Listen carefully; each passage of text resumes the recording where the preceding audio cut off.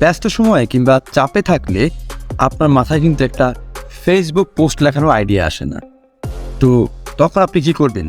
এই ChatGPT প্ল্যাটফর্মে আবার যাবেন, তারপর সেখানে আপনি একটা ফেসবুক পোস্টের আইডিয়া লিখবেন, তারপর সেটা কপি করবেন, তারপরে সেটা আবার পেস্ট করবেন। এত সময় তো আমাদের নেই ভাই।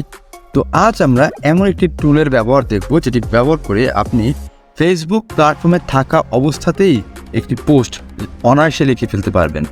এর জন্য প্রথমেই আপনাকে ক্রোম ওয়েব স্টোরে চলে যেতে হবে এবং সেখানে গিয়ে আপনি লিখবেন, লেখা হয়ে গেলে এন্টার দিন। একদম আপনাদের সামনে প্রথমে চলে আসবে সো GptAutoBOT, এখানে ক্লিক করে add to Chrome, add extension.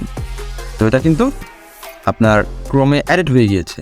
এবার এটা ব্যবহার কীভাবে করবেন তা দেখাচ্ছি। আমরা এই যে ফেসবুক পেজে আছি এখন।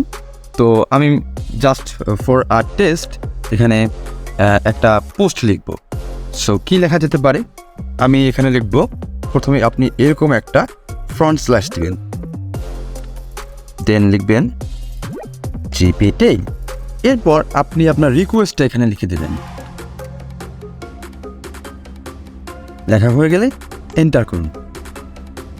দেখবেন অটোমেটিকলি আপনার পোস্ট লেখা শুরু হয়ে যাবে। আমার পুরো পোস্টটা কিন্তু অটোমেটেড হয়ে গিয়েছে, একদম অটোমেটিকলি রিটেন একটা পোস্ট আমি পেয়ে গিয়েছি।